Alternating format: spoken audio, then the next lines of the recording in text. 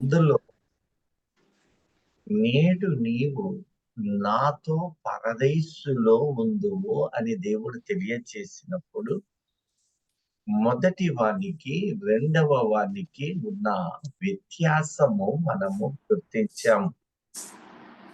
ఎందువలన మొదటి వాడు విడువబడే స్థితిలోనికి చేర్చబడ్డాడు, ఎందువలన రెండవ వాడు పరదైస్సులోనికి చేర్చబడువానిగా ఉన్నాడు మనము గుర్తించాము.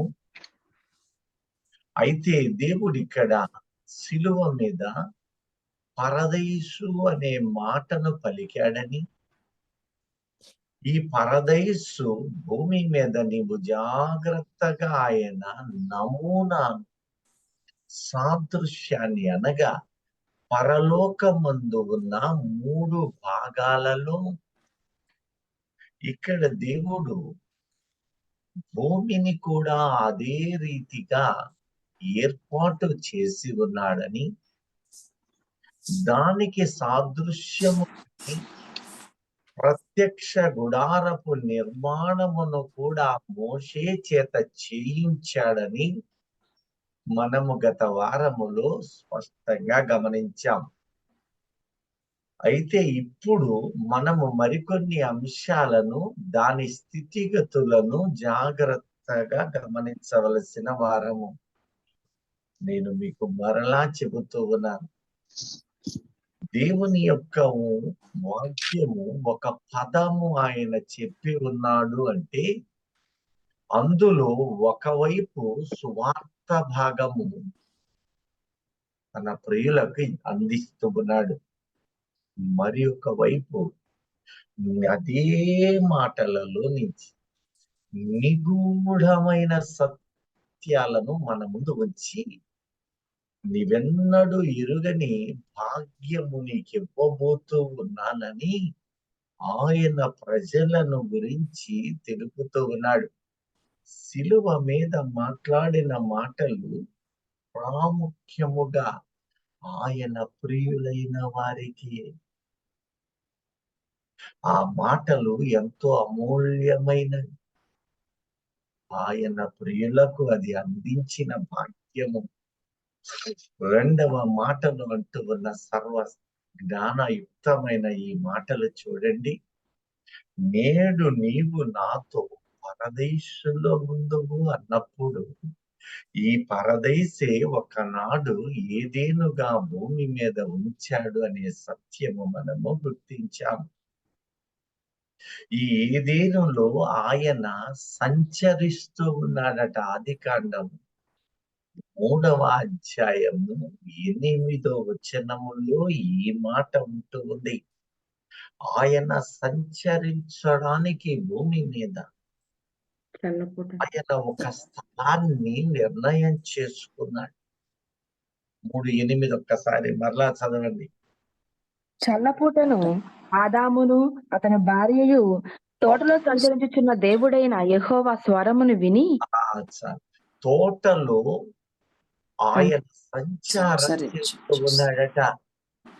ఎక్కడున్నది ఆ తోట అంటే ఆ రోజున ఆ ఉద్యానవనము ఆ తోట మరుగు కాబడింది. ఆదాము యొక్క పాప ఫలితము. ఇదే మాట పరమగీతాలు 4వ అధ్యాయము 12వ వచనములో ఈ మాటనే తెలియచేస్తూ ఉన్నాడు. నా సహోదరి, నా ప్రాణేశ్వరి, మూయబడిన ఉద్యానము, మూతవేయబడిన జలకూపము. నా సహోదరి ఉన్నదే ఇది 2 అర్థాలను ఇస్తూ ఒకటి నిగూఢమైన సత్యము తెలియచేస్తూ ఉన్నాడు. నా సహోదరి, నా ప్రాణేశ్వరి, నరుని గురించి అనగా నరులలో నుంచి ఆయన రక్తములో కడగబడిన వ్యక్తులను గురించి, అనగా ఎవరు అంటే ఆయన శిష్యులను గురించి ఉపదేశిస్తూ వారిని గురించి ఇవ్వబోవు బహుమానము ఆనాడు ఏదైనా ఒకటి ఉందయ్యా, అది దేవుడైన యెహోవా ఆదాము అవ్వలు పాపము చేసి జీవ వృక్ష ఫలమును తిని నిరంతరము పాపములో జీవిస్తారేమో. అంటే అప్పటి వరకు వారు ఇంకా దాని యొద్దకు వెళ్ళలేదు. దానిని చూసి ఉండవచ్చు, కానీ దానిని తినలేదు. దానికంటే ముందే మంచి చెడులు తెలివితేటలనిచ్చు ఫలాన్ని తిన్నారు. వారికి కన్నులు తెరవబడినవి. మంచేదో చెడేదో తెలుసుకున్నారు. అంతకు మునుపు మంచి చెడు వారికి తెలియదు. మంచి చెడులు ఎరిగిన వాడు దేవుడు, ఆయన సృజించిన ఆయన దూతలు. అందుకనే మంచి చెడు రెండు సాతాను వాని దూతలు కూడా ఎరిగిన వారే. ఎందుకంటే వారు కూడా అగ్నిజ్వాలలుగాను వాయువులుగాను ఒకనాడు దేవుని దూతలే. వారు చెడుకు లొంగిపోయారు. అందువలన చెడుని ఆశ్రయించారు, పడిపోయారు. మరలా ఈ నరుడు అదే పోలిక. అందుకనే దేవుడు అంటూ ఉన్నాడు, ఎప్పుడైతే వారు తిన్నారో వారు మనవలనే మంచి చెడులు ఎరిగి ఉన్నారు గనుక మనుడి ఆలోచన తలంపు బాల్యము నుంచి ఇక మీదట చెడ్డదే. కాబట్టి వారు ఆ ఫలమును భుజించిన తరువాత వారు చెడులోనే, పాపములోనే, విడుదల లేని దోషములోనే శాశ్వత కాలము ఈ జీవ వృక్ష ఫలమును తిన్న తరువాత వారు పాపములోనే జీవిస్తారు. మరణం అనేది వారికి రావాలి. మరణపు విమోచకునిగా నేనును భూమి మీదకొచ్చి వారి పాప విమోచకుడనై నేను మరణించి గెలుచుట ద్వారా అందులో పుటము వేయబడిన పరిశుద్ధులను నా యొద్దకు తీసుకోవాలి. ఇదే దేవుని యొక్క సంకల్పం. ఎంత గొప్ప దేవుడు! ఈ రోజున నీ స్తుతులను, నీ విజ్ఞాపనను స్వీకరిస్తూ ఉన్నాడు. కారణం ఆనాడే నిర్ణయం చేశాడు. ఆనాడే నిర్ణయం చేశాడు. అతనిని వెళ్ళకూడదా? అతను ఇక్కడే ఉంటే ఆ జీవ వృక్ష ఫలమును తింటాడు. తిని ఇక శాశ్వత కాలము పాపములోనే ఉండిపోతాడు. కాబట్టి అతనికి మరణం అనేది కనిపించాలి అంటే ఏ నేల నుండి తీయబడ్డాడో ఆ నేలలోనికి పంపుదాం. తద్వారా నేనును అక్కడికి వెళతాను. నేను మరణిస్తాను. నేను మరణమును గెలుస్తున్నాను. మరణమును గెలిచిన తరువాత నరుణ్ణి తిరిగి ఏదెనులోనికి తీసుకుని వస్తాను అని దేవుడైన యెహోవా ఆ క్రమమును ఏర్పాటు చేసుకున్నాడు. అందుకని ఆ తోటలో ఆయన సంచరించువాడనే ఆధారము, ఛాయను, పరలోకమందున్న ఆ స్థితిని భూమి మీద చూపుతున్నాడు. ఆ ఏదెనులోనికి ఆయన యెహోవా భూమి మీదకు వచ్చినప్పుడు ఆ భూమిలోనే ఆయన ఆ నేలలోనే సంచరిస్తూ ఉన్నాడట. యెహోవా అంటే మహోన్నతుడు. ఆయనకు పెట్టబడిన పేరికది. ఆ మహోన్నతుడే యేసుక్రీస్తు ప్రభువు. ఈ యేసుక్రీస్తు ప్రభువని పిలవబడిన మహోన్నతుడైన యెహోవా నామము కలిగిన ఆయన ఆ భూమి మీదకి మూత వేయబడిన ఉద్యానవనములోనికి ఆయన భూమి మీదకొచ్చినప్పుడు ఆయన ఎవరికి ప్రవేశము కల్పిస్తున్నాడు అంటే, మారు మనస్సు పొంది, పాప క్షమాపణ పొంది, పశ్చాత్తాపము నుండి ఆయనకు శిష్యులుగా మార్చబడిన వారికి ఆ ఒకనాటి ఏదేనులోనే ఆయన సంచారము చేసిన భూమిలోనికి ప్రవేశ అర్హత. ఇదే మాట యోహాను 18వ అధ్యాయము 1-2 వచనాలను ఒక్కసారి చదవండి. యేసు ఈ మాటలు చెప్పి తన శిష్యులతో కూడా కేద్రోను వాగు దాటిపోయెను. చూడండి, అక్కడ అక్కడ యోర్దాను యొక్క పాయ ఒకటి ఉన్నది. ఆ పాయ శాఖ ఒకటి ఉంది. ఆ దాని పేరు కెద్రోను కేద్రోను వాగు. వాగు. దాటిపోయెను. దాటిపోతే అక్కడ చూడండి, అది యేసయ్య ప్రవేశము కలిగినటువంటి ప్రాంతము. కారణం, ఒకప్పుడు అదే ప్రాంతములో ఆయన నరుని సృజించిన తరువాత అక్కడ పెట్టాడనడానికి ఇది ఒక ఆధారం. అది దేవుడైన యెహోవా సంచరించు ప్రాంతం. ఎద్రోను దాటిపోగా ఒక అక్కడ తోట ఒక తోట ఉండెను. ఉండెను. ఒకనాడు నా సహోదరి, అది మూయబడిన ఉద్యానవనము. ఉద్యానవనం. ఆదికాండం 3:24లో దేవుడైన యెహోవా ఆదామును పంపించి వేసిన తరువాత తూర్పు వైపున ఉన్న ఆ తోటను దాచిపెట్టుటకై కెరూబులను అగ్ని జ్వాలలను నిలువబెట్టి మరుగు చేసిన ఆ ప్రాంతము నేడు అదే దేవుడు సృష్టికర్త అయిన యేసుక్రీస్తు, సృష్టిని సృజించిన వాడైన యేసయ్య ఎరిగిన వాడు కనుక ఆ కెద్రోను వాగును దాటిపోయెను. దాటిపోయిన తర్వాత ఏముందట అక్కడ? అక్కడ ఒక తోట ఉండెను. అద్దుగో ఆ తోట సాదృశ్యంగా ఇక్కడ చూపుతూనే ఉన్నాడు. అక్కడ ఒక తోట ఉండెను అంటే వేయబడెను కాదు, ఒకనాడు వేయబడిందది. నేల నుండి ఆ సమస్తమును వృక్ష ఫలములను అక్కడ సృజించిన దేవాది దేవుడు అక్కడ ఆ తోటను మరుగు చేశాడు. నేడు ఆ తోటను మనకు తెలుపుటయే ఆయన ఉద్దేశం. అక్కడ తోట ఉండెను.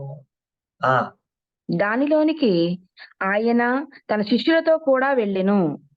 చూడండి, ఇక్కడ దీనికి ఒలీవల తోట అని, ద్రాక్షల తోట అని, అంజూరపు తోట అని, అలాగనే ఈ యొక్క గెత్సెమనే వనములో అనేకమైన ప్రాంతములలో అనేక వృక్ష ఫల జాతులు ఉన్నవి. ఈ తోటలో నుండి ఆదాము గెంటి వేయబడ్డాడనేది సత్యం. హల్లెలూయా. ఆ తోటలో నుండి ఆదాము గెంటి వేయబడి మరణములోనికి వెళ్ళి ఉన్నాడు. అదే రెండవ ఆదాము కూడా అదే తోటలో నుండి గెంటి వేయబడట. ఎందుకంటే అందరూ ఆదాము నుండియే మరణము పొందుతూ ఉన్నారని, ప్రభువైన యేసు క్రీస్తు నుండి అందరూ విడుదల నిత్య జీవము కలుగువారనే లేఖనము ముమ్మారు బైబిలు తెలియచేసింది. ఇప్పుడు ఏ క్రమములో ఎక్కడెక్కడ ఆదాము ఉన్నాడో, ఎక్కడ నుంచి తోలివేయబడ్డాడు అంటే ఆ తోటలో నుంచి దేవుని చేత పాపము వలన తోసివేయబడ్డాడు. నేడు గమనిస్తే పాపము ఎరుగని రెండవ ఆదాము ఇక్కడ నుంచి గెంటి వేయబడి, అదుగో ఆదాము మరణించిన ఆ నేలలోనికే విడుదల, మామూలు మరణం సాధ్యపడదు గనుక ఆ నేలలోనికి శిలువ మరణాన్ని ఎంపిక చేసుకున్నాడు. ఇప్పుడు ఆ నేల ఏమై ఉన్నదో మీరందరికీ ఛాయగా కొంత అర్థమై ఉంటుంది. ఆ నేలే గొల్గొతా. ఆ నేలే కరెక్ట్ గా యాకోబు అబ్రహాము హేతు కుమారుల దగ్గర ఆ భూమి సొగముకుంటే, అదే యాకోబు అతని దాయాదులైన హామోరు కుమారుల యొద్ద యాకోబు కొన్నాడు. ఆ భూమి అంతటా అందుకనే అబ్రహాము మెసపటోమియాలో ఉన్న అబ్రహామును తీసుకొని వచ్చి, ఈ నేలలో పాలు తేనెలు ప్రవహించు ఈ నేలలోనికి తీసుకొని వచ్చి అబ్రహాము చేత శారాయి మరణమందు, అలాగనే యాకోబు రాహేలు మరణమందు ఆ భూమిని వెలబెట్టి కొనమని. ఎందుకంటే ఆనాటికి రోకలు వచ్చినాయి. అదే యేసుక్రీస్తు ఆ యెరూషలేము నుంచి గవిని యొద్దకు బయటకు వచ్చి, ఆ ఏదెనులోని మరి యొక్క ప్రాంతము యెరూషలేము తోటగా నీవు చూస్తూ ఉన్నావు. ఆ ప్రాంతము నుంచి ఆయన గవిని బయట మరణించాడు.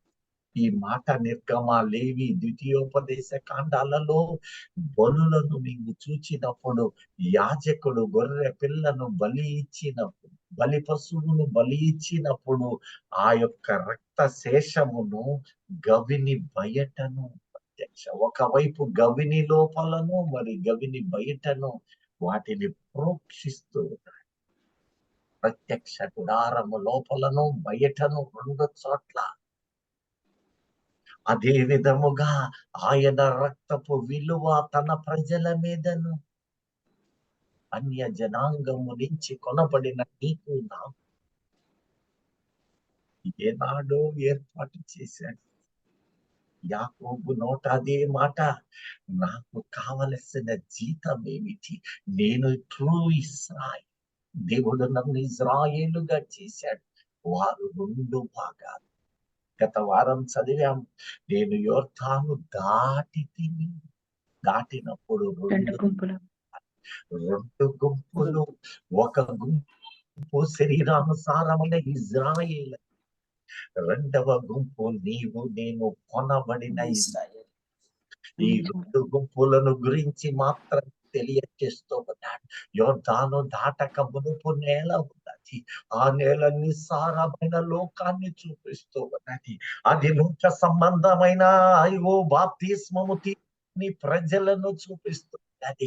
నీవు నేను రక్షణ అనుభవములో జీవించే ప్రజలమై ఉన్నాము. అదుగో అట్టి ప్రజలకు ఇవ్వబడుతున్న భాగ్యం ఏమిటో తెలుసు.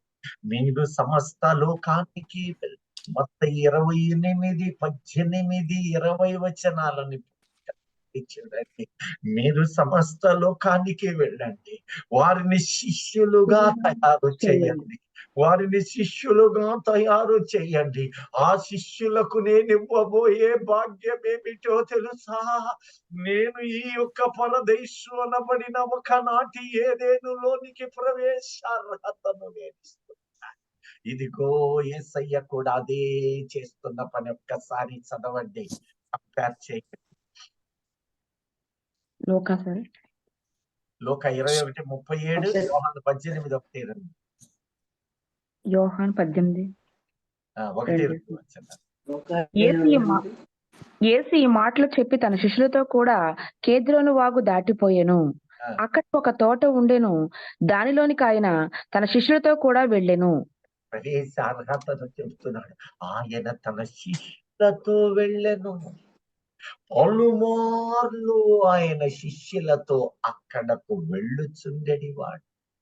లోక 21:37 అంటున్నాడు, ఆయన అక్కడ కాలము ఆయన చేసిన సృష్టిని ఒక్కసారి ఊహించుకుంటూ పాపములో పడిన ఆదాముని విడిపించడం తాను ఎలా వచ్చిందో అక్కడే రాత్రి పూట నివాసము.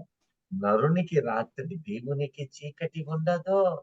యెషయా 40:18 అంటున్నాడు, నీకు జ్ఞానము లేదా? యెహోవా ఆయన నిద్రించాడు, కునుకడు, నిద్రపోడో. 18 మరియు 28 వచనాలలో స్పష్టత తెలియచేస్తూ ఉన్నాడు.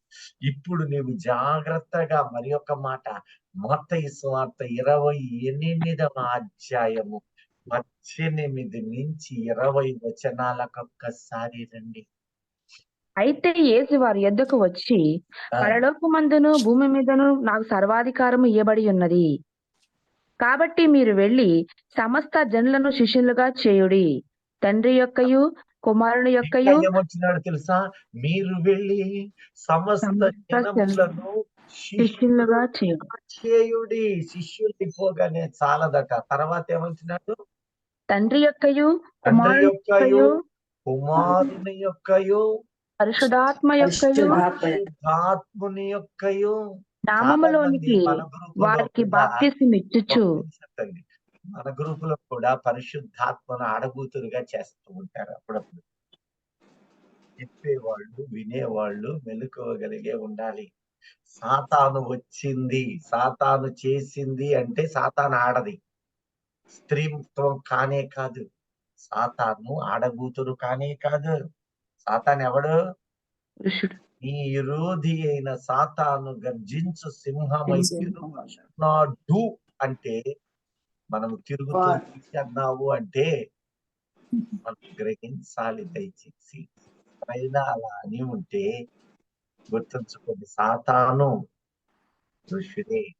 పరిశుద్ధాత్మ స్త్రీ కాదు, ఆత్మ వచ్చింది అన్నావు అంటే పరిశుద్ధాత్ముడు కాడు.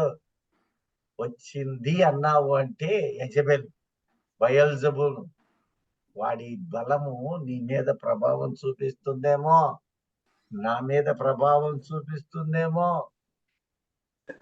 పురుషుణ్ణి స్త్రీ అని అన్నాము అంటే దాని భావం ఏంటి? ఎటు కాని జీవితాన్ని మనము మన నోటితో పలకకూడదు. ఆడది మొగడుగా, మొగడు మగవాడు ఆడదిగా మనము పలకడానికి కూడా వీలు లేదని దేవుడు ఆనాడు తెలియచేశాడు. మీద మనలో ఎవరైనా ఉంటే పరిశుద్ధాత్ముడు. చిన్నపిల్లలప్పుడు పిల్లలకి ఓణీలు కడతారు కొంతమంది. మగ పిల్లలకు ఆడపిల్లల వస్త్రాలు వెంటనే గేలి చేసేవాడు ఉన్నారు. అదే పెద్దవాడయ్యాక, పెద్దవాడు గనక అయితే పురుషుని స్త్రీగా సంబోధించాడు అంటే ఎంచుకున్నాడు దేవుణ్ణి ఆడబూతురులాగా. లేక ఎరుగకనే చేసిన తప్పులలో నుంచి బయటికి రాలేక బలహీనతలలోనే ఉన్నావేమో. ఇక మీదట మనము దేవుణ్ణి దేవతగా మార్చకూడదు. దేవుడు మన దేవుడు. నీ నోట దేవుడు, అపవాది కూడా పురుషుడే. నీవు కూడా స్త్రీవి. భూమి మీద కేవలము ఈ భూమిని నిండించి పండించి విస్తరింపడానికి ఒక సాధనమే.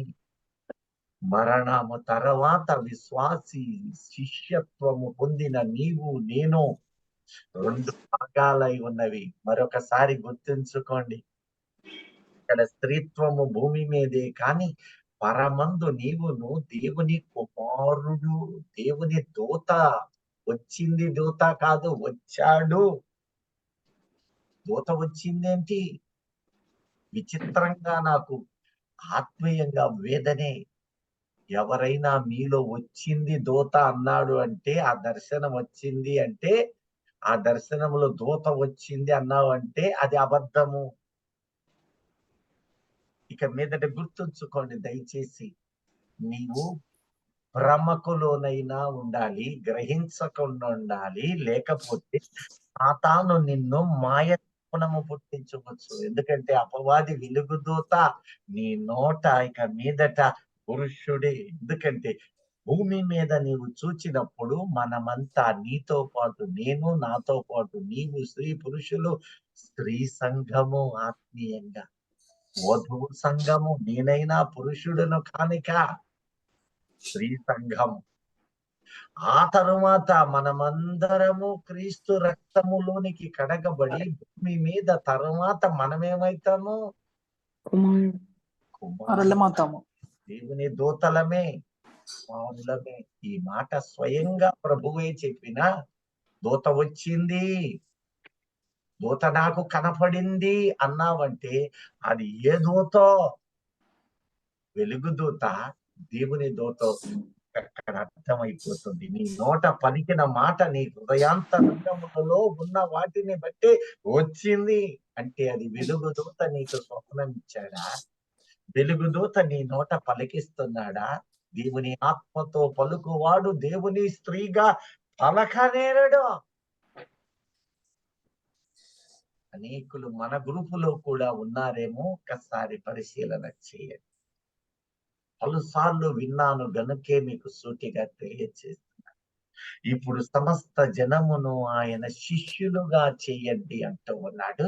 తర్వాత తండ్రి, కుమార, పరిశుద్ధాత్ముని పేరు మీద బాప్తిస్మం ఇవ్వమంటూ ఉన్నాడు.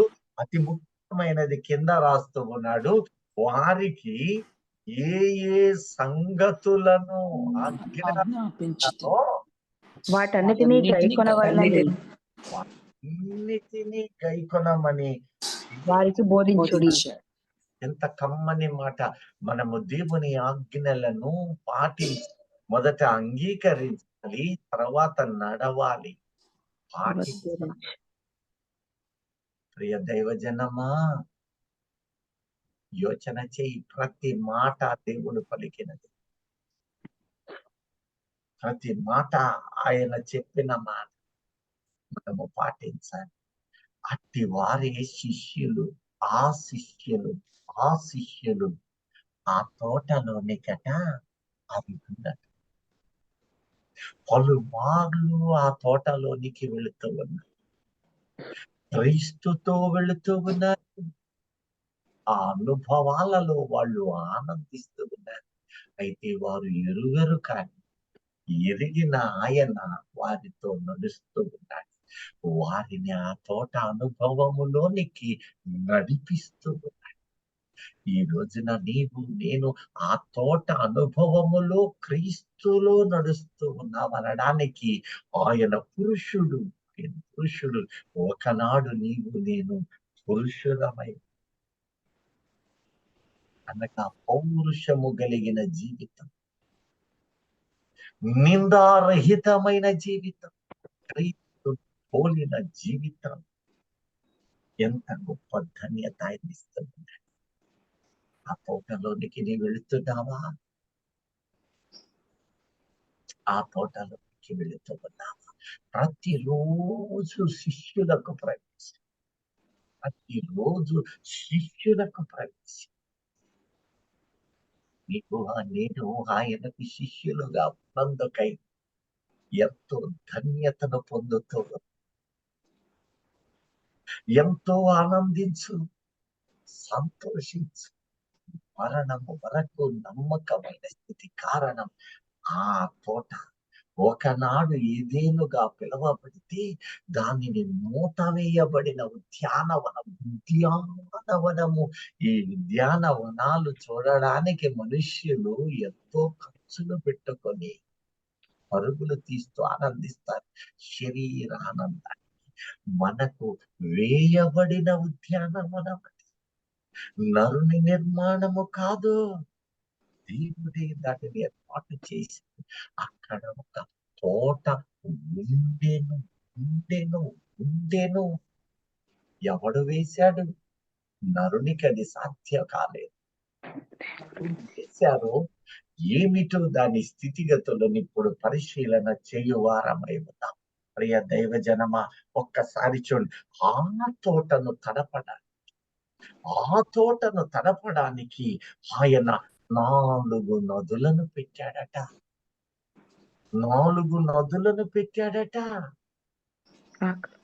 ఆ నది మరేదో కాదు, యోర్దాను. ఆ తోటను తడపడానికి 4 నదులు దేశాలు తిరుగుతూ ఉన్నవి. తిరిగి మరలా తోటలోనికి ప్రవేశం. నీవు జాగ్రత్తగా చూచినప్పుడు ఆ తోట, ఇదిగో యోర్దాను. ఆ యోర్దాను దాటి నేను లోపలికి వచ్చాను. నేను ఏదెనులో ఉన్నవాడని, నేను తోటలో ప్రవేశిస్తూ ఉన్నవాడని, నీవు ప్రవేశించువాడనిగా ఉండాలని నీకు ఆయన తెలపడయే దాని ఉద్దేశము. అదే నేటి పరదేశ్. ప్రియ దైవజనమా, నీకు నాకు ఒక సాదృశ్యము, ఒక ఛాయ, ఒక నీడగా దానిని మరుగు చేసి నేడు శరీరానుసారముగా వాటిని నీ ముందు కనపరుస్తూ ఆ ప్రజలను చూపుతూ, అది యోర్దాను దాటి ఉన్నది. యోర్దాను దాటి ఉన్నది. దాని శాఖలను గురించి ఇప్పుడు ఆదికాండము 2వ అధ్యాయము 8-14 వచనాలు ఒక్కసారి చదవండి. దేవుడైన యెహోవా తూర్పున ఏదెనులో ఒక తోట వేసి దాన్ని నిర్మించిన నరుని దానిలో ఉంచెను. మరియు దేవుడైన యెహోవా చూపునకు రమ్యమైనదియు ఆహారమునకు మంచిదినైన ప్రతి వృక్షమును ఆ తోట మధ్యను జీవవృక్షమును మంచి చెడ్డల తెలివినిచ్చు వృక్షమును నేల నుండి మొలిపించెను. మరియు ఆ తోటను తడుపుటకు ఏదెనులో నుండి ఒక నది బయలుదేరి అక్కడ నుండి ఏదెనులో నుండి ఒక నది బయలుదేరి ఆ తోటను తడపడానికి చదవండి. మరియు ఆ తోటను తడుపుటకు ఏదెనులో నుండి ఒక నది బయలుదేరి నది అక్కడ నుండి బయలుదేరి చీలిపోయి చీలిపోయి 4 శాఖలాయెను. ఎన్ని శాఖలైందట? 4 4 శాఖలాయెను. శాఖలైంది. 4 శాఖలైతే చూడండి ఇప్పుడు 4 శాఖలు ఏమిటో. మొదటి దాని పేరు పీషోను. మొదటి దాని పేరు పీషోను. పీషోను. ఈ అది హవీలా హవీలా దేశమంతటి చుట్టూ పారుచున్నది. హవీలా దేశము చుట్టూ పారుతూ ఉన్నది. అది అక్కడ చేయి పెట్టి 10వ అధ్యాయము 1వ వచనానికి రండి. హవీలా అంటే ఇసుక దేశము. ఈ హవీలా అనేది ఒక మనిషిని బట్టి పేరు పెట్టబడింది. ఆ మనిషి పేరేమిటో, ఎవరి కుటుంబ సంతానమో ఒకసారి చూద్దాం. 10వ ఇది అధ్యాయం. ఇది నోవాహు కుమారుడగు షేము, హాము, యాపతును వారి వంశావళి. జలప్రళయము తరువాత వారికి కుమారులు పుట్టిరి. యాపేతు కుమారులు గోమెరు, 7వ మాగోగు, వచనానికి రండి. ఇప్పుడు నోవహు కుమారులను గురించి చెబుతున్నాడు. అందులో ఒక హవీలా, కుమారుడు కూషు కుమారులు సెబా, హవీలా. ఇప్పుడు కూషు కుమారులు, నోవాహు సంతానమైన కూషు కుమారుని పేరు మీద ఈ ప్రాంతమంతా కూడా నీవు జాగ్రత్తగా గమనించినట్లయితే చారిత్రక ఆధారాలు, బైబిలికల్ అన్నీ నువ్వు జాగ్రత్తగా పరిశీలన చేస్తే ఈ హవీలా దేశం అనేది ఎక్కడ ఉన్నది అంటే ఇక్కడ యూఫ్రటీస్ ఎగువ నుంచి ఉన్న అరేబియా ప్రాంతం, సింధు లోయ నాగరికత ప్రాంతము, డెజర్ట్ నేల, అరేబియా ప్రాంగణం అంతా దానికి హవీలా. కారణం ఏమిటంటే ఇందాక చదివిన మాట, అక్కడ బంగారం ఉన్నది. అది బంగారము ఆధారం ఇస్తూ ఉన్నాడు. అక్కడ ఒక పాయను పెట్టిన దేవుడు ఆ పాయను యోర్దాను నుంచి పారజేసి తిరిగి మళ్ళా ఈ తోటను తడపడానికి ఏర్పాటు.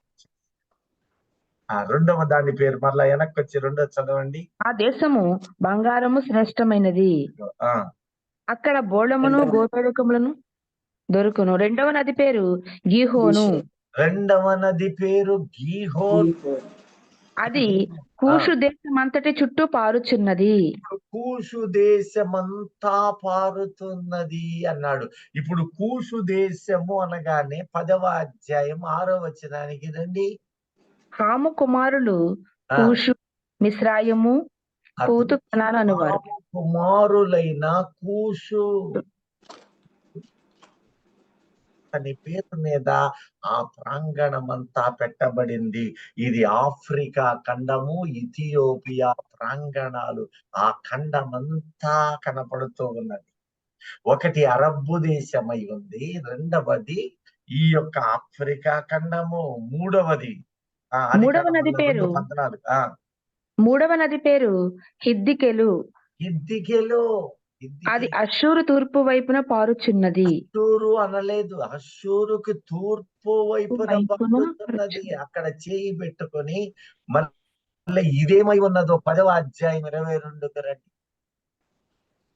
షేము కుమారులు యాలాము, అష్షూరు, అర్పక్షదు, లూదు, అరామను వారు. ఆమె ఆదికాండము 10వ అధ్యాయము 22వ వచనం. షేము కుమారులు ఇది షేము కుమారులు యాలాము, అష్షూరు, అర్పక్షదు, చూడండి, ఇక్కడ అష్షూరు ప్రాంతము, ఈ ప్రాంతానికి చెందిన ఈ నేల అత్తీరియా, నేటి సిరియా. ఒక్కొక్క ఆధారం ఇలా తెలియచేస్తూ ఉన్నాడు, ఒక్కొక్క దేశాన్ని పెడుతున్నాడు. ఈ సముద్రము, ఈ నది యొక్క ప్రధానమైన 4 పాయలు కూడా ఆయా ప్రాంతాలకు వెళుతూ ఉన్నవి. తిరిగి ఏదేను యొద్దకు అది చేర్చబడుతూ ఉన్నవి. ఆ ఏదేనులో ఉన్న తోటను తడపడానికి దేవుడు విస్తారమైన. ఇప్పుడు ఈ మాటను గురించి నీవు ఆత్మీయంగా ధ్యానిస్తే, ఈ యొక్క ప్రాంతమట, ఈ ఏదేనును గురించి చెబుతూ ఉన్నాడు. ఇది ఇజ్రాయేలు జనమై ఉన్నారు. నేను యోర్దానును దాటినప్పుడు 2 రకాల గుంపులయ్యారు. ఒక గుంపు శరీర ఇజ్రాయేలుగా ఉన్నారు, రెండవ గుంపు ఆత్మీయ ఇజ్రాయేలీయులు. అది మనము ప్రవేశించడానికి దేవుడు ఒక తోట, ఆనాటి తోటను మన ముందు పెట్టి ఉన్నాడు. ఆ తోటలోనికి మనం వెళుతూ ఉన్నాము. అది చాలా మంచి దేశం. ఇప్పుడు ఏదేను గురించిన వివరము అదే కాదా అనే ఆధారాలను వెతుకులాగున ఇప్పుడు జాగ్రత్తగా మనం చూద్దాము. ద్వితీయోపదేశ కాండము, ఆ నేలకు పెట్టబడిన శ్రేష్టమైన భూమిని గురించి అదా కాదా అనే ఆధారాలు వెతకవలసిన వాళ్ళము. ద్వితీయోపదేశ కాండము 8వ అధ్యాయము 7వ వచనము ఒక్కసారి చూడండి. నీ దేవుడైన యెహోవా నిన్ను మంచి దేశంలో ప్రవేశపెట్టును. ఇక్కడ ఒక మాట అంటూ ఉన్నాడు, నీ దేవుడైన యెహోవా కలిగిన భూమి మీద ఉన్న కొండ, సియోను కొండ. వారము మనము ఆ ఆధారాన్ని చూద్దాము. ఆ కొండ, ఆ నేల, ఆ భూమి కలిగింది అని అప్పుడు అన్నాడు. అదే భూమిని, అదే నేలనట నిస్సారమైన భూమి కాదట అది. అంటే మొదటిది కానే కాదట. రెండవది యోర్దాను దాటిన తర్వాత రెండవది అది కలిగిన నేలట. దానికి మోషే పిలుస్తున్న పేరు ఒకటి ఉన్నది. ఆ పేరు మంచి దేశము. ఆ మంచి దేశములో కాని మాటను, క్రియను చేసినందున నాకు ప్రవేశము లేదు, కానీ దేవుడు మీకు స్వాస్థ్యముగా ఇస్తూ ఉన్నాడు. ఇక్కడ నీవు ఆది కాండములోనికి తిరిగి వెళ్ళవలసిందై ఉన్నది. అది ఏమిటి అంటే, పాపము చేసిన తరువాత దేవుడు అంటూ ఉన్నాడు, నీ నిమిత్తము ఒక నేల శపించబడింది. నేల ముళ్ళ తుప్పలు, గచ్చ పొదలు. మన నేల ఏం మొలపిస్తుంది?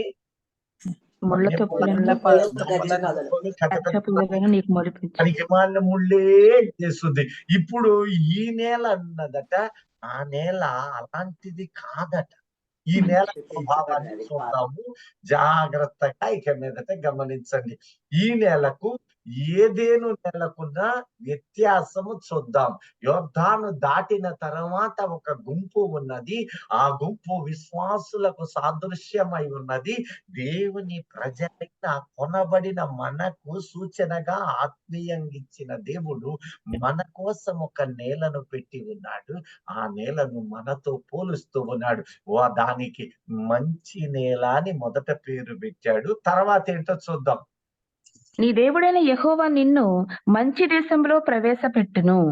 అది నీటి వాగులను, లోయలలో నుండి, కొండలలో నుండి పారు ఊటలను, అగాధ జలములను గల దేశము. ఎంత కమ్మని మాట. మనకి అగాధ జలాలు అంటే సవ్వడి నీళ్లు కనపడుతుంది మన నేల. ఎందుకంటే ముళ్ళ తుప్పలు, గచ్చ పొదలను అవి మొలపిస్తూ ఉన్నాయి. కానీ ఇక్కడ వీరు ఏ విత్తనము వేయడం, అగాధ జలములు కలిగిన నేల అది.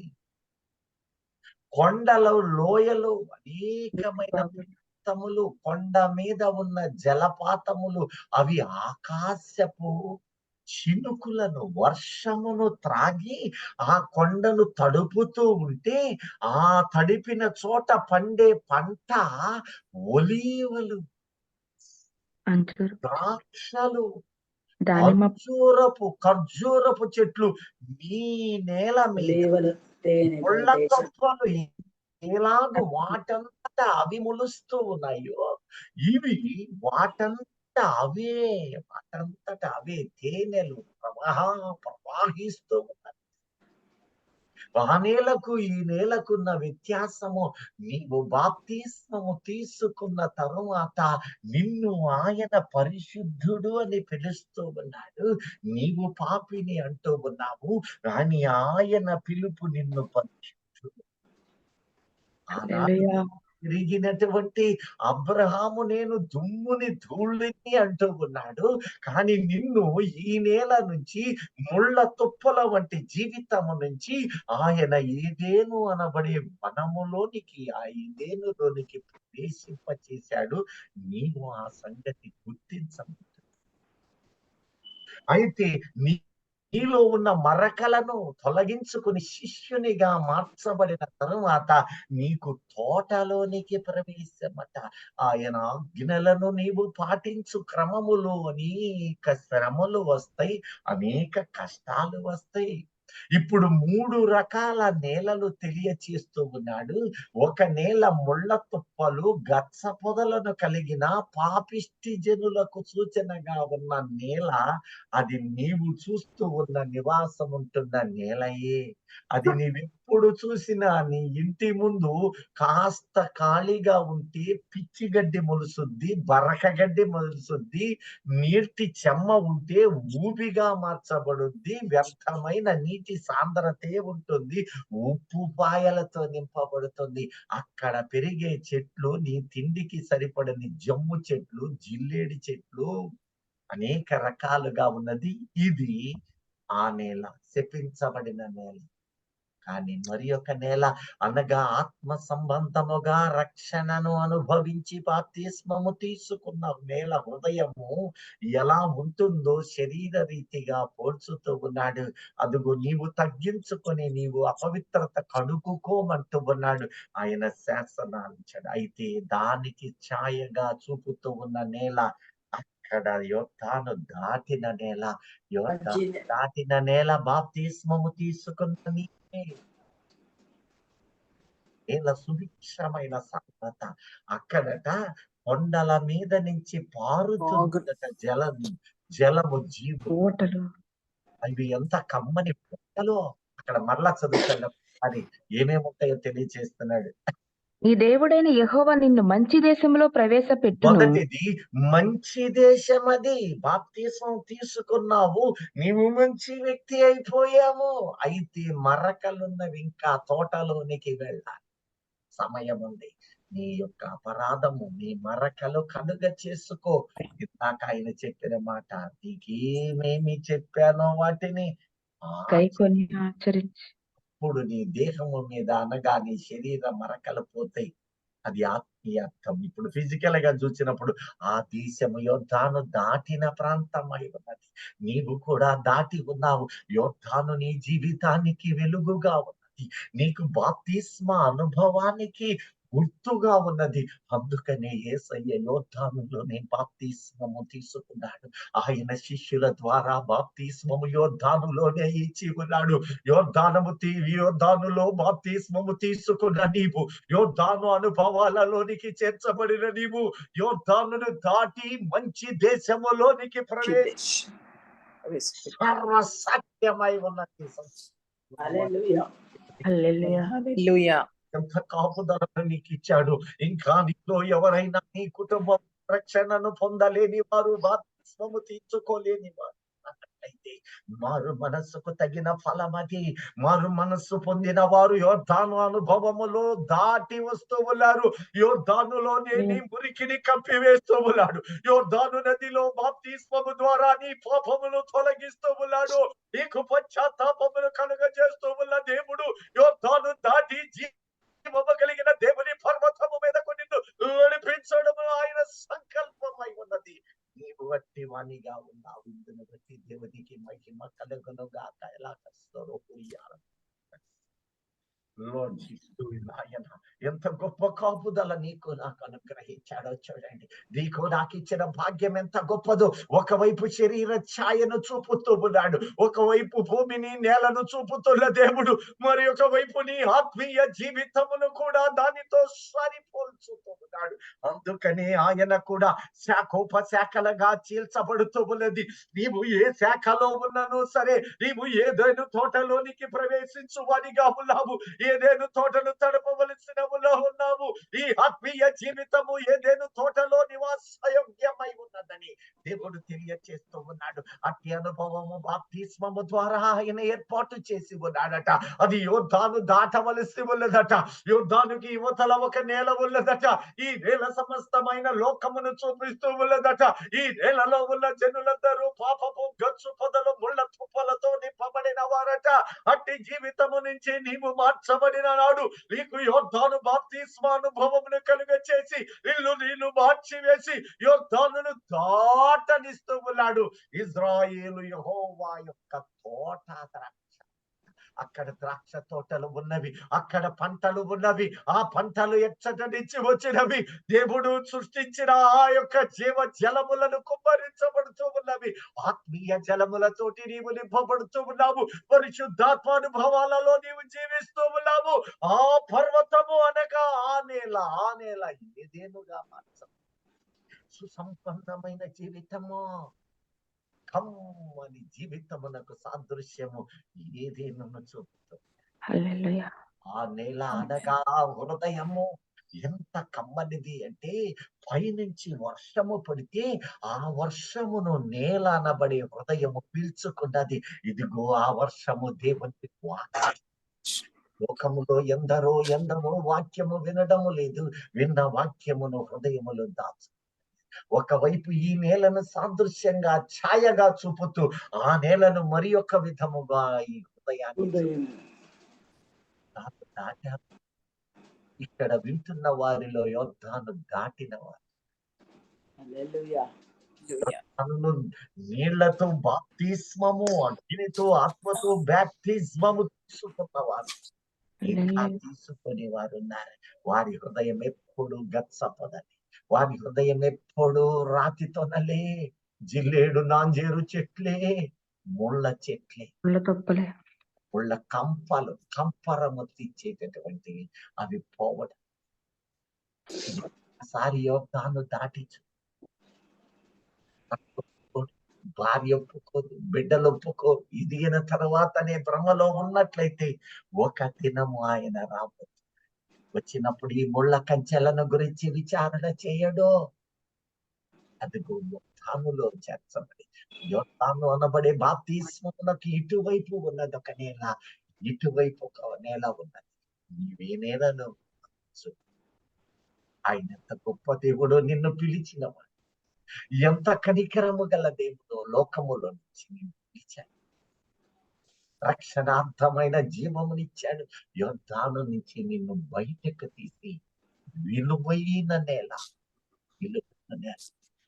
అక్కడ అంటూ ఉన్నాడు. ఆయనే ఆ నేలను తడుపుతూ ఉన్నాడు. వాక్యము చేత తడుపుతున్నాడు, ఆత్మీయ అనుభవాలతో తడుపుతూ ఉన్నాడు, దర్శనాలతో తడుపుతూ ఉన్నాడు. ఆదరణతో నీ హృదయాన్ని ఉల్లాసము, ఎన్ని వేదనలు కష్టాలు ఉన్నా ఆయన నిన్ను తడుపుతూ ఉన్నాడు. మరణ పాంచుల యొద్దకు నిన్ను పరీక్షకై తీసుకొని వెళుతూ ఉన్నాడు. కానీ మరణమును దాటను. నీకు అనేక శ్రమల అనుభవాలలో నిన్ను పరిశీలించి పరీక్ష పెడుతున్నాడు. సహోదరుడా, నీవు నిబ్బరము కలిగి ఉన్నందున నిన్ను మరింత కృపలో భద్రపరచడానికి నిన్ను ఆ సాధనముగా చేసి నీకులకు నిన్ను సాధనం. ఈ రోజున నీవు యోర్దాను దాటిన అనుభవం, యోర్దానును దాటిన అనుభవములో నీవు ఉండాలని ఆయన కోరుతూ ఉన్నాడు. ఆ దాటిన తరువాత అక్కడ ఒక ప్రాంతము 2 గుంపులైన ప్రాంతం. ఒకవైపు తోట, మరి ఒక వైపు ఏదెను. ఈ ఏదెను పాయ తోటలోనికి వెళ్ళినప్పుడు ఏదెనును ఆ ఛాయలను కలిగి ఉంటుంది. అక్కడ ఉన్న ప్రాంతమట శరీర రీతి ఛాయను తెలుపుతున్నాడు. పైనుంచి వర్షం పడుతుందట. ఆకాశపు మంచు, తుప్పర, వర్షం అన్ని ఆ పైన పర్వతము మీద పడి జల జల జలాధారాలు.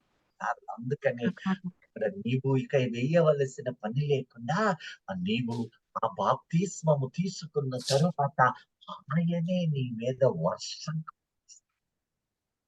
ఒకవైపు శరీర సంబంధముగా కూడా ఆయన ఆ వర్షపు ధారలను పంపుతూ ఉంటే ఆ ధారలతో నింపబడిన ఆ ప్రాంతము ఎలా ఉన్నదంటే మంచి నేల. మంచి నేల. ఇప్పుడు చదవండి, 2 మాటలు చదువుతారు. అది నీ దేవుడైన యెహోవా నిన్ను మంచి దేశంలో ప్రవేశపెట్టును. అది నీటి వాగులను లోయలలో నుండి నీటి వాగులును, అక్కడ చూడండి, వాగు వాళ్ళు దోవటల్లా, నీటి వాగులును లోయలలో నుండి లోయలలో నుండి కొండలలో నుండి కొండలలో నుండి పారు ఊటలను 6 ఓటలను అగాధ జలములను గల దేశము. కల. దేశము. ఇప్పుడు 6వ అధ్యాయం ఒక్కసారి రండి, 10-11 వచనాలకు రండి. ఆ దేశం యొక్క స్థితిగతులు ఇంకొద్దిగా ముందుకెళ్తూ ఉన్నాడు. నీ దేవుడైన యెహోవా నీ పితరులైన అబ్రహాము, ఇస్సాకు, యాకోబులతో చేసిన ప్రమాణమును బట్టి. ఇప్పుడు ఇది ఎవరితో చేశాడట? ఆనాడే ప్రమాణం చేశాడు. ఎక్కడో మెసొపొటేమియా నాగరికత, లోక సంబంధమైన జ్ఞానుల మధ్యలో నుంచి ఆత్మ జ్ఞానముగా మార్చిన దేవుడు యోర్దానులో నుంచి దాటనిచ్చి అక్కడ ఒక నేలను చూపుతూ ఉన్నాడు. అక్కడ ప్రమాణము చేశాడు. అక్కడ ఆయనకు ప్రమాణము చేసిన ఆ నేల స్థితులను తెలియచేస్తున్నాడు. ఏంటో చూడండి. నీ పితరులైన అబ్రహాము, ఇస్సాకు, యాకోబులతో చేసిన ప్రమాణమును బట్టి నిన్ను ఆ దేశంలో ప్రవేశపెట్టి నీవు కట్టని, చూడండి ఇక్కడ, నీవు కట్టని గొప్పవగు మంచి పురములను, మంచి మంచి మహారాజ పట్టణములు. ఈ యొక్క దావీదు, సొలొమోను వాళ్ళు కట్టిన ప్రాముఖ్యమైనవి యెరూషలేము, దాని యొక్క నమూనా దేవాలయాలు. కానీ జనమందరూ వాళ్ళు కట్టుకోలా. నీవు కట్టని రాజపురముల వంటివి వారికి ఇచ్చాడట. వాళ్ళు కట్టలేదట. నీవు నింపని మంచి ద్రవ్యముల చేత నింపబడిన ఎండ్లను. చూడండి, మంచి మంచి ద్రవ్యముల వంటి ఇళ్లను నీవు త్రవ్వకపోయినను త్రవ్వబడిన బావులను నీవు నాటని ద్రాక్ష తోటలను. అక్కడ ఉన్నాయి చూడండి. నీవు నాటని ద్రాక్ష తోట అంటే ఇప్పుడు ద్రాక్ష తోటలు ఎక్కడి నుంచి కొలాబరేట్ అయినాయి? అక్కడి నుంచి. ఖర్జూరాలు ఎక్కడి నుంచి వచ్చినాయి? అక్కడి నుంచి. ఆ ఏదేను పారినటువంటి ఆ యొక్క యోర్దాను పారిన నేల నుంచి వచ్చిన సంపదలివి. ద్రాక్ష తోటను, ఇంకా ఒలీవల తోటలను. ఒలీవలు. అందుకని ఇందాక చూసాం, ఆయన ప్రార్థించుటకు ప్రతిదినము వెళ్ళి తోట అక్కడే ఉంది. ఒలీవల తోటలను నీకు ఇచ్చిన తరువాత నీవు తిని తృప్తి పొందినప్పుడు. చాలమ్మా. ఇప్పుడు 11వ అధ్యాయం 10-12 వచనాలకు చూడండి. 12 నుంచి. అది ఆకాశ వర్ష జలము. 11వ అధ్యాయం 10-12. 10వ వచనం 12వ వచనం. 11వ అధ్యాయం 12 స్వాధీనపరచుకొనబో దేశము. 11వ అధ్యాయము 10-12. మీరు స్వాధీనపరచుకొనబోవు దేశము మీరు బయలుదేరి వచ్చిన ఐగుప్తు దేశం వంటిది కాదు. ఆ, అక్కడ నీవు విత్తనములు విత్తి కూర తోటను నీరు కట్టినట్లు నీ కాళ్లతో నీ చేలకు నీరు కట్టితివి. మీరు నది దాటి స్వాధీనపరచుటకు వెళ్ళుచున్న దేశము కొండలు లోయలు గల దేశము. అది ఆకాశ వర్ష జలము త్రాగును. అది నీ దేవుడైన యెహోవా లక్ష్యపెట్టు దేశము. నీ దేవుడైన యెహోవా కన్నులు సంవత్సరాది మొదలుకొని సంవత్సరాంతము వరకు ఎల్లప్పుడూ దాని మీద ఉండును. ఎంత కమ్మని మాట. ఆమేన్. ఇందాక మనం చదివిన మాట, ఇదిగో ఐగుప్తు ఆ వంటిది కాదు. నేలలో ఉన్నదే నీవు నాటాలి, నీవు కష్టపడాలి. ఈ నేల ఉందే అలాంటిది కాదు, ఆకాశపు జలమును ఆ జలము కొండల మీద పారుతుంది, అక్కడ గచ్చల మీద పారుతుంది, అక్కడ నేల మీద పాకుతుంది. ఈ జలము భూమిలో ఇంకుతుంది, అది శ్రేష్టమైన జలము. అక్కడ పంటలు విస్తారంగా వాటంతటా అవే పెరుగుతూ ఉన్నాయి. ఈ నేల మీదైతే ముళ్ళ పొదలు గచ్చ పొదలే పెరుగుతాయి. నీవు బాప్తిస్మము ఆత్మీయంగా చూస్తే, బాప్తిస్మము తీసుకొనంత కాలము లోకమనే ముళ్ళు గుచ్చుతూనే ఉంటవి. అపరాధము తొలగించబడదు, అపవిత్రత పోదు. అవి గచ్చ పొదలై ఉంటవి. వాటి మీద నీవు నడుస్తూ నడుస్తూ అలసిపోతావు, చెమటోర్చి నీవు అల్లాడిపోవాలి. అయినను నీ పాపమునకు విడుదల రాదు. ఒక్కసారి బాప్తిస్మము తీసుకున్న తరువాత ఆయన మార్పును ఎలా చేస్తున్నాడో చూడండి. మొదట విశ్వాసిగా మారుస్తూ ఉన్నాడు. ఈ విశ్వాసి శిష్యునిగా మార్చబడిన హల్లెలూయా. లోనికి ప్రవేశం అంటూ ఉన్నాడు. ఇక్కడ ఆ నేలను సాదృశ్యంగా చూపుతూ ఉన్నాడు. పైనుంచి వర్షము తాగుద్ది. తాగిన ఈ వర్షమును ఖర్జూరపు వృక్ష ఫలాలనిస్తూ ఉన్నది. ఎంత కమ్మని జీవితము ప్రసాదిస్తూ ఉన్నాడో చూడండి. జలధారలు ఐగుప్తులో వంటి కాదు, కూర ముక్కలకు కూడా నీవు నాట్లు వేసే పరిస్థితి నీవు అక్కడ ఉన్నావు. దీనంతటిదే మొలపిస్తూ ఉన్నది. ఇజ్రాయేలు దేశాన్ని నీవు చూస్తే, వారు ఆ నేలలో పంటను వేసి దానిని పండించడానికి వారు అనుసరించు లేయర్స్, భూమిని 7-8 పొరలు చేస్తారు. ఆ పొరలలో వారు ఆ విత్తనాలు చల్లుకుంటారు. శ్రేష్టముగా వచ్చిన నీటితోటి సమృద్ధిగా ప్రపంచమంతటికి ఆ యొక్క ఆస్వాదాన్ని పంచుతూ ఉంటారు.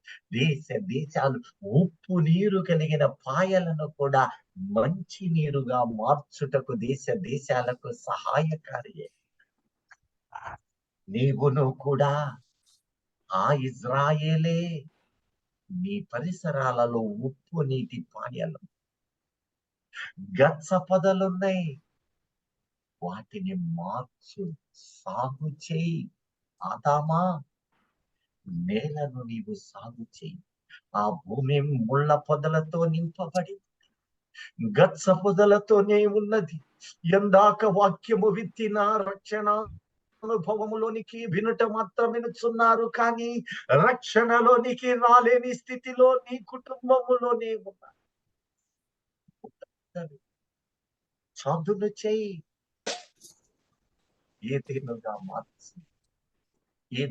మార్చు. పొదలలో నీవు చదును చెయ్యని నాడు అవి మార్చాలి. దేవుడు ఎంత కమ్మని మాట ఆత్మీయంగా మన ముందు ఉంచుతున్నాడు. అప్పుడు అది యోర్దాను దాటినప్పుడు, ఆ జీవి యోర్దాను దాటినప్పుడు కమ్మని జీవితాన్ని ఇస్తానని తెలుపుట దేవుని సంకల్పం. అందుకని ఆధ్యాయను ఆ నమూనాను మనకింకా చూపుతూనే ఉన్నాడు. ఆ తోటలోనికి శిష్యులకు ప్రవేశం. ఆ తోటలో రక్షించబడిన వ్యక్తి శిష్యునిగా మార్చబడినప్పుడు తోటలోనికి ఆయన వెళుతూ మన కోసమని, మన అపరాధాల కోసమని ఆ తోటలో నుంచి ఆయన బయటకు చేత గెంటి వేయబడి, ఎక్కడ ఆదాము మరణించాడో అక్కడ గవిని బయట, యెరూషలేము బయట ఆయన మరణించి అక్కడ ఒక గొప్ప సముద్రము విమోచన సిలువ మీద పెట్టినది. హల్లెలూయా. నేడు నీవు నాతో పరదైసులో ఉండవు. నేడు నీవు నాతో పరదైసులో నిశ్చయము. గొప్పను చూపాడు చూడండి. ఇంకా మిగిలిన భాగము ప్రభు చిత్తమైనప్పుడు సోమవార సమయంలో మరి ఇంకెప్పుడైనాను వీటిని రెండవ మాట మిగతాది ధ్యానించకుండా ఇటు కృపనిచ్చిన దేవునికి మహిమ కలుగును గాక. ఆమేన్. హల్లెలూయా. నింపబడి ఆ యుద్ధాలు హల్లెలూయా. దాటిన వారన్న ఎందరో హల్లెలూయా.